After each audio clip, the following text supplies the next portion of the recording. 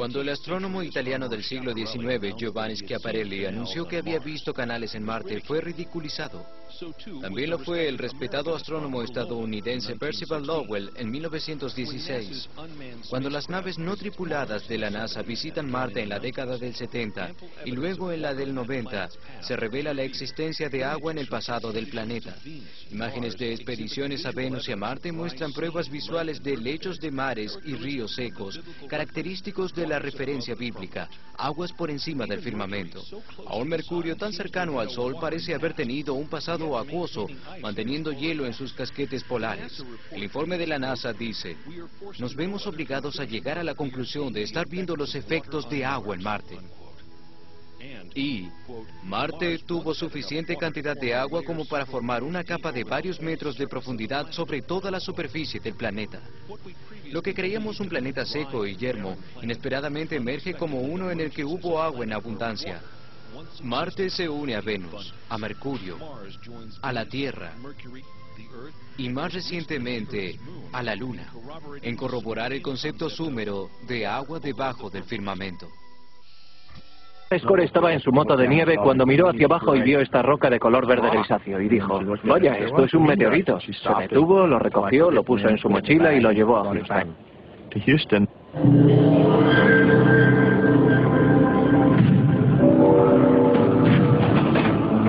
Aún sin saber que procedía de Marte, la NASA archivó el meteorito etiquetándolo como ALH 84001. Se almacenó como cientos de meteoritos comunes procedentes de los asteroides.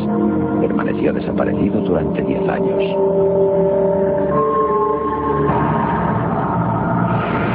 Un día, por casualidad, un científico de la NASA le echó un vistazo. Lo que diferenciaba a este meteorito de las demás rocas espaciales era su composición química. Contenía una forma de oxígeno que no se había encontrado en los minerales procedentes de los asteroides. Pero en esta pequeña roca había algo todavía más inusual.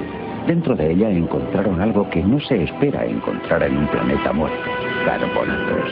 Se forman gracias al carbón y al agua. Son un pilar imprescindible para la vida. ¿Eran estos glóbulos de color marrón canela la prueba de que había vida en Marte? Los resultados estaban comenzando a alarmarnos. El carbón es muy inusual y el oxígeno indica la existencia de bajas temperaturas, así que nos dijimos: esto es anómalo, deberíamos examinarlo.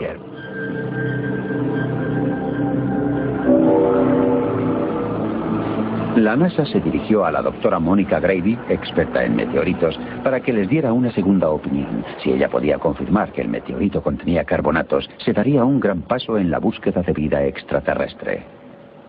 Una de las cosas más excitantes e interesantes sobre el 8401 son estas manchas de carbonatos.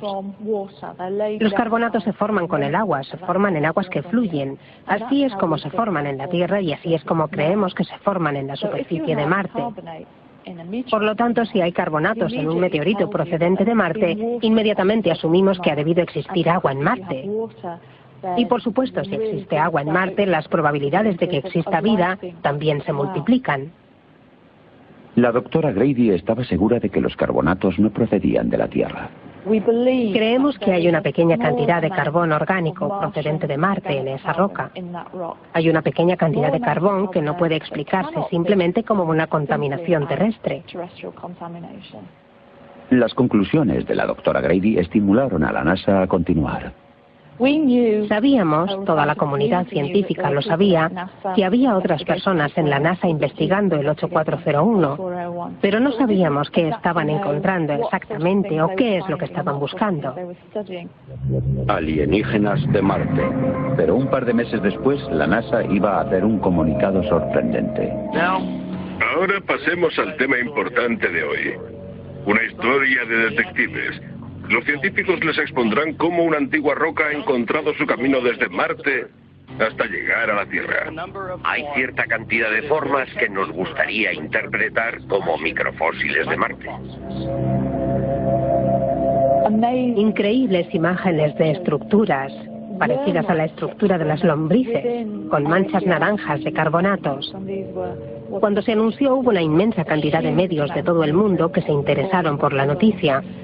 Y lo interesante era la interpretación de lo que podían ser esas estructuras parecidas a las lombrices. ¿Eran bacterias fosilizadas, como sugería la NASA? ¿Eran algún tipo de mecanismo, formas arbitrarias provocadas por la fragmentación de la roca, o eran realmente fósiles? Todavía hay un debate muy vivo sobre esta cuestión. Muchos científicos se mostraron muy escépticos. Las afirmaciones extraordinarias requieren pruebas extraordinarias. Personalmente opino que es muy interesante, pero creo que es necesario trabajar mucho más a fondo en ello. El principal tema de discusión era el tamaño de estas criaturas con forma de lombrices. ¿Podían los extraterrestres ser tan pequeños? 1000 veces más pequeños que cualquier bacteria conocida. Las bacterias están constituidas por células, y las células tienen paredes, tienen un núcleo, tienen citoplasma, que es el fluido que transporta los nutrientes. Las células deben tener un cierto tamaño para incorporar todo esto, y luego sumando células se crea un organismo. Y no se ha encontrado ninguna bacteria terrestre que sea de 100 nanómetros o 200 nanómetros de tamaño. Al menos hasta ahora no se han descubierto. Pero un geólogo de Texas estaba a punto de descubrirlas mientras trabajaba en Italia.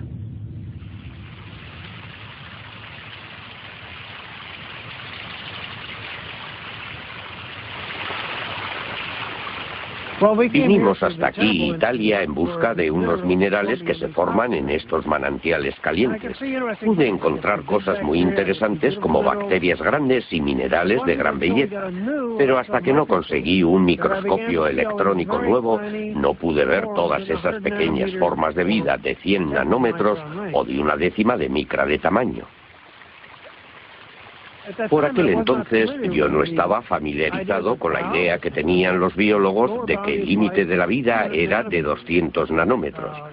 Por lo tanto, yo seguí alegremente observándolos sin darme cuenta de que había traspasado las fronteras de la vida según el dogma biológico de la época. Bob Polk había descubierto otro mundo, un mundo de criaturas tan pequeñas que los biólogos no las habían visto. Los científicos de la NASA se sumaron a la búsqueda recorriendo la Tierra en busca de las nanobacterias para ver si alguna se parecía a las que habían encontrado en el meteorito procedente de Marte.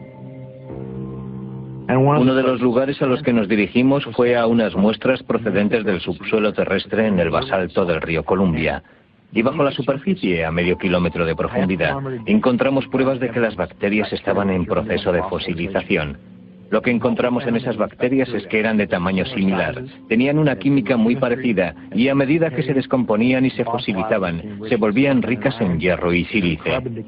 Poseían compuestos derivados del carbono, similares a los de las bacterias que habíamos visto en el meteorito de Marte. Habíamos encontrado una muestra de una bacteria terrestre que encajaba con las estructuras halladas en el meteorito de Marte. Descubrimos que estas nanobacterias eran muy abundantes en los entornos muy extremos donde el agua está tan caliente que no puedes introducir el dedo sin quemarte. Y cogíamos las muestras con tenazas. Y si podían vivir en entornos tan extremos como este, también podrían sobrevivir en entornos muy ácidos o altamente sulfurosos. Y probablemente sean las únicas formas de vida capaces de sobrevivir en un entorno tan extremo como pueda ser el espacio. No solo había descubierto una nueva forma de vida, sino un organismo que podía vivir en condiciones que eran imposibles. Estaban acercándose a lo que podría ser la vida en planetas lejanos a la Tierra.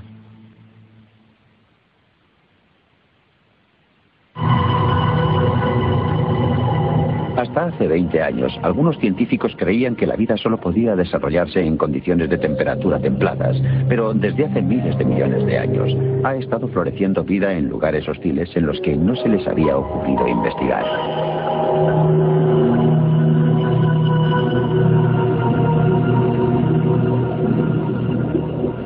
En 1978, el sumergible Alvin se aventuró en las profundidades del Océano Pacífico. Lo que allí encontró iba a cambiar los conceptos básicos sobre los límites de la vida.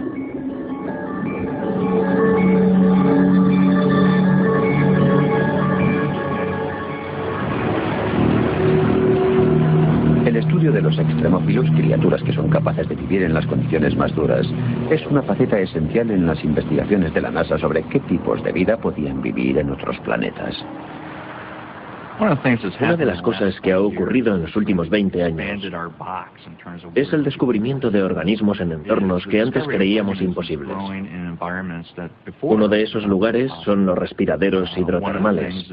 Hay microorganismos viviendo a una temperatura de 113 grados centígrados por encima del punto de ebullición.